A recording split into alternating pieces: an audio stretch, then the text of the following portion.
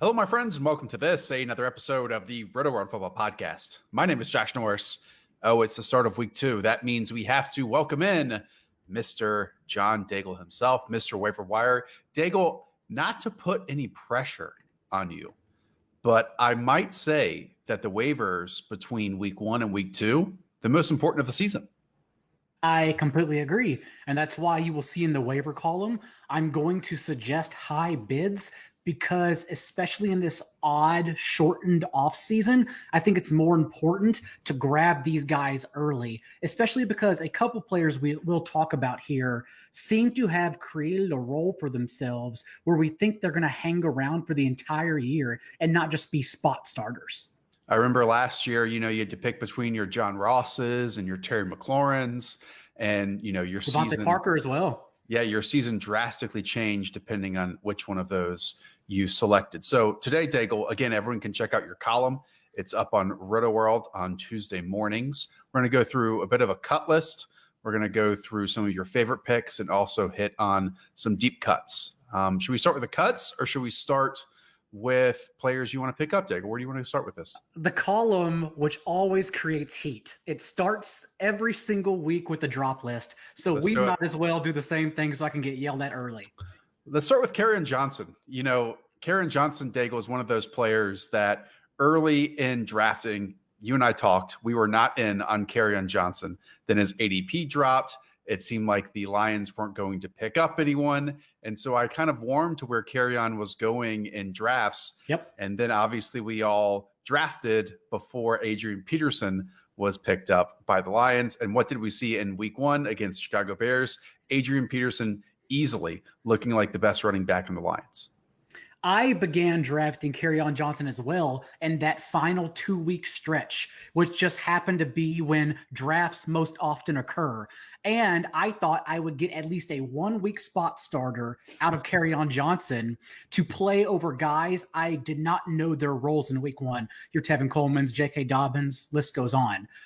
Turns out, first, I did not start him because I was concerned, and It seems to be that the concern was warranted because not only was this a 3-man backfield, Kerryon Johnson's typical role that he's thrived in when healthy the past 2 seasons went to veteran Adrian Peterson. So we have DeAndre Swift now leading the team in routes run and targets and just clearly being the most explosive back in that backfield. And Adrian Peterson nearly turning for 100 yards, leading the team in carries. So Kerryon Johnson is literally the odd man out. And I expect this to stay a 3-headed backfield, but Kerryon will stay the 3rd man in the pecking order.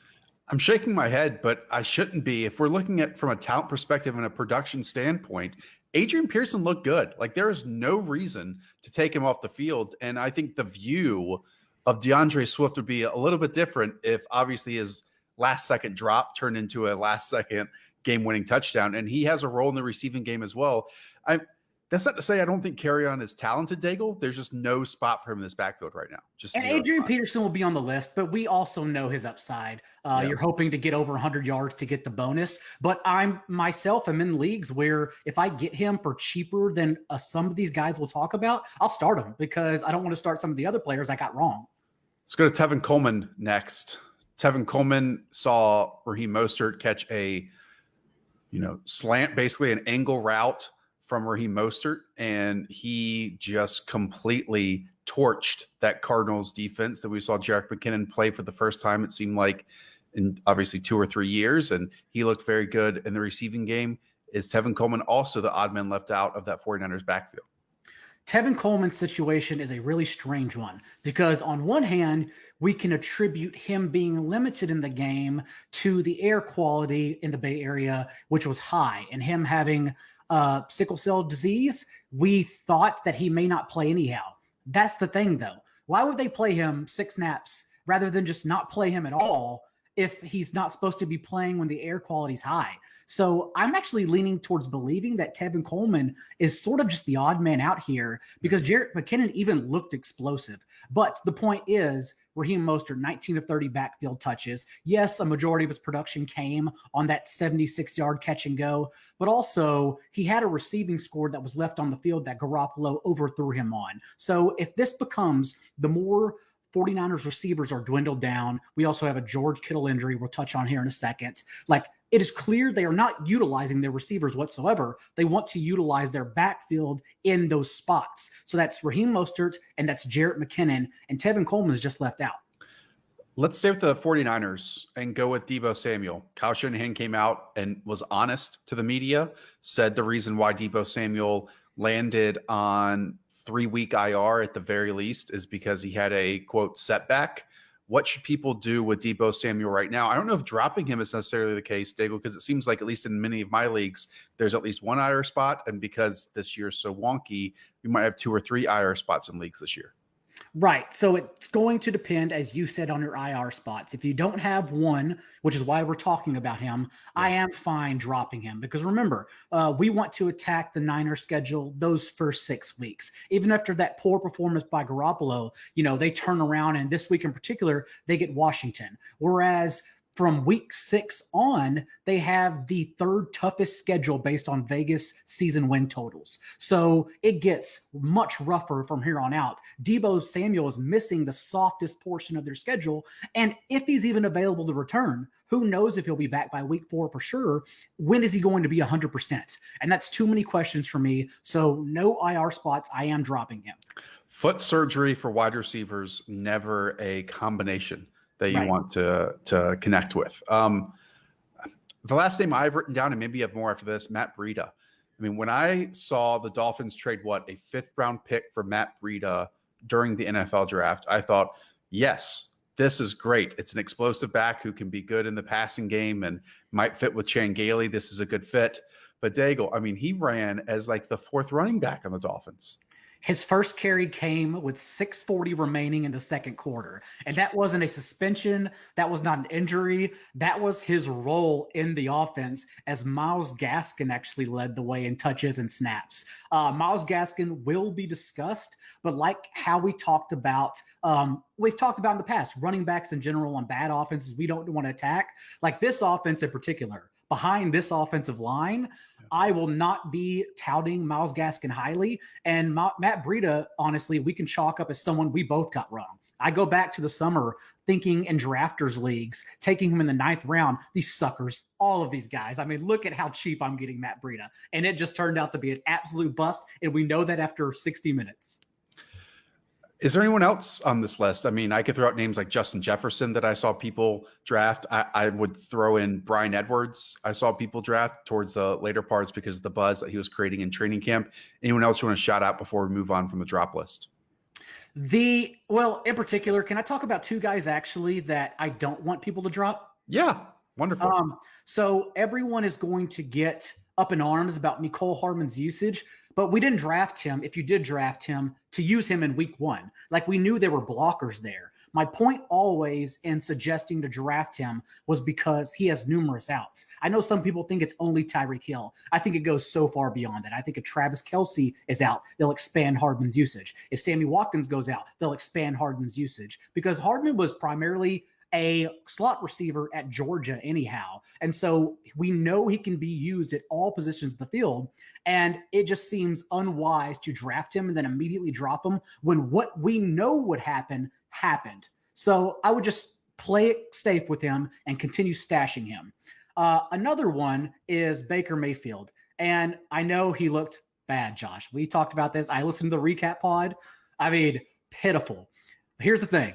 The next 4 games, the Bengals this upcoming Thursday, against Washington, on the road in Dallas, and home against the Colts. He has the Steelers after that, but it's these next 4 games. You don't have to start him on Thursday, of course. Find yourself a streamer. But letting him go and then seeing him have a really good game against the Bengals and then know he's on the waiver wire for your opponents for that 3-game stretch doesn't seem wise. So I'm fine keeping him for now. And then, of course, if he blows it against the Bengals, it's all bets are off. Just toss it. So just hold steady, maintain where you are with Baker Mayfield, and where he is right now, he's broken. I mean, he's so broken. I agree. I understand, and I'm sure you went back and watched that game like I did today in full. It's one where I understand last season so many fans got mad at the offensive line and Freddie Kitchens. Well, we said it heading into the season, didn't we, Daigle, that even when all of those pieces worked correctly, Baker Mayfield did not. And we thought Kevin Stefanski and improvements to other pieces would change that. It did not in week 1. And again, so much changes, like especially this year. We know nothing heading into week 1. So we base so many of our opinions and overanalyze on week 1. And then we see teams look drastically different in week 2. I bet we see that in week 3 and week 4. Maybe that happens. I hope that happens with Baker Mayfield. But based on week 1, based on what we've seen, and based on 2019 as well, you could basically pluck that performance and put it into last year. And that makes me extremely nervous and extremely cautious heading into week 2. On Thursday, Browns home opener. Browns favored by 6 points over the Bengals, and they have an implied team total of 25 points. So there are a few positive signs, but again, just hold, don't start. I mean, the formula is home favorites expected to score over 23 points, and Baker Mayfield fits that. Again, I think the hold scenario is the right one. I do want to bring up Mecole Hardman. We talk about running back insurance all the time, Daigle. Mm-hmm. Is Mecole like wide receiver insurance for Tyreek Hill? Like, is he really going to be able to play above Demarcus Robinson and especially Sammy Watkins with how they're playing right now? I don't know if you need him to play above them, but you need him to be more involved. And even we saw Demarcus Robinson, how involved he was. So even him getting out of the way could also open up the door for Hardman. We like to target receivers, of course, that act more like running back handcuffs, right? One receiver goes off the field and then another one steps up. Julio Jones gets injured, Calvin Ridley steps up. But if Calvin Ridley gets injured, Russell Gage wouldn't step up. He's just Russell Gage still. He did. Russell Gage did pretty good things in week 1, John. The garbage time is very friendly for fantasy. But yeah, I think Mecole Hardman really could be that guy who's just steps up in the absence of someone else. I could see that. Well, we're 12 minutes into this podcast. That's supposed to be 15 minutes. But again, this week is so important. We're going to go a little extra longer. I do want to throw 2 things at all of you. Daigle mentioned our wrap-up show, our roundup show after week 1. Bit of iTunes difficulties. I blame Apple, such a big corporation. They forget about the little guy, which is the Rotoworld Football Podcast. Go and seek that out if you can. Sometimes you have to unsubscribe from our show and resubscribe to get it for some reason this week. But it's on Spotify, it's on Stitcher, it's everywhere else as well. And if you need a little bit extra boost, our season-long tools, our betting tools over at rotoworld.com/edge. Use promo code FBPOD, $10 off, $3.99 a month. That's $3.99 a month, the price of guacamole. All right, Daigle, let's improve people's rosters. And let's start off with Malcolm Brown, the lead running back. Yes, lead running back for the Los Angeles Rams. You know, we saw them take Darrell Henderson a couple of years ago. We saw them take Cam Akers in round 2 this year. But it is Malcolm Brown who, to me, looked the best, and they gave him the most opportunities as well. Looking the best is the scary part of this because we all knew he had somewhat of a role with Darrell Henderson being limited, but to look sprier than Cam Akers is when I really got thrown off. Just 1 year after being the 3rd fastest offense in the league, the Rams, they ran 71 plays on this high school track field that is the shining turf of Sophie Stadium. And it was Brown who actually outcarried Cam Akers 18-14. And he outsnapped Akers 44-24 and ran 21 routes to Akers 10. So like we thought he would be a goal line back, perhaps in a 40-60 timeshare behind Akers. Turns out he did everything in a 60-40 timeshare ahead of the rookie. And so I believe as he regresses, if we think he can't hold off Akers, then it becomes a 50-50 timeshare, which is still amazing. So I just feel like no matter what, when you're bidding on him, you're getting a player who's involved throughout the entire season.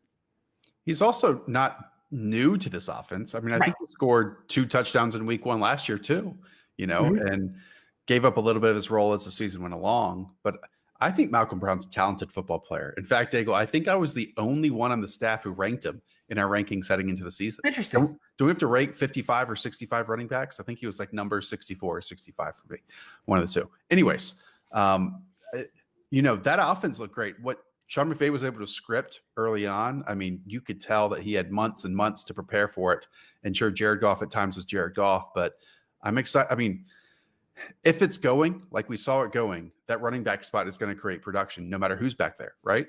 Correct. And then the other guy to move along here because I think that there's a little bit of game theory involved because there are two main guys on the waiver wire. It's Brown and then it's Nyheim Hines. Because once Marlon Mack exited in the rest of the game, Jonathan Taylor and Nyheim Hines split touches. They each took 20 snaps, and Nyheim Hines, as we talked about on the recap show, was actually used in the red zone, much like Taylor. And then we also know Phillip Rivers targeted his running backs at the league's highest rate after targeting running backs at the league's highest rate last year with the Chargers. My thing is, and why I will have, spoiler alerts, Brown slightly ranked over Hines is because their best case scenario. Like, my guess would be Hines in the short term inches out Brown by fractional points, given that his strength is being a receiver, and I still want pieces on the Colts offense. But Brown's best case scenario is just holding off Cam Akers and just looking better than him throughout the offseason. So I think Brown's upside is actually much higher because we know, although Hines looked great yesterday, and he will certainly play a role, he ain't holding off Jonathan Taylor. Like, Jonathan Taylor is holding him off. Could it be as easy and as simple as Jonathan Taylor having the Melvin Gordon role and the Austin Eckler role going to Nyheim Hines? Yes. Also, though, I just think it's as simple as both players are good. And, of course, Taylor has more upside. But Nyheim Hines looked good in this offense. That was the thing about the Colts offense yesterday. If you go back and watch it, they looked like they didn't skip a beat. Like, Phillip Rivers looked like he played in that offense for half a decade. It was really weird. Of course, if that was half a decade, it included the Chargers' interceptions that lost them the game. But nonetheless, they looked great. Yeah, Malcolm Brown available in 73% of Yahoo leagues. Nyheim Hines available in 80%. Let's go to wide receiver now. Well, before we move over there, not to throw you a difficult question. We just finished watching the first Monday Night Football game prior to recording this. Where might Benny Snell fit in that pecking order? Could it be third among the running backs? I know the column will have more details than me asking you this right now, but just for the podcast listeners, give us your thoughts. Recording just after the game. Not too sure yet on ranking Benny Snell. My thing, though, off the top of my head is that, like last year, we won't know when to start Snell, barring James Conner just outright being ruled out in games. Yeah. Like, remember, this dude is the toughest SOB in the planet. This guy survived cancer. Of course, he's a fighter. He's going to want to be on the field, if practical, every single Sunday. And so the issue when it comes back to our smaller world of fantasy is that James Conner still plays, and yet we have Benny Snell, and we can't confidently start either. And so that's why I'm going to rank him below both Hines and Malcolm Brown. Let's go to wide receiver. Paris Campbell, we talked about the Colts. He's available in 78% of Yahoo leagues. Robbie Anderson, available in 69% of Yahoo leagues. Give us your thoughts on both of them, Daigle. Paris Campbell tied T.Y. Hilton with a 20% target share. And although I do think he has a high weekly floor moving forward in this offense, at least for this next week, he gets the Vikings secondary.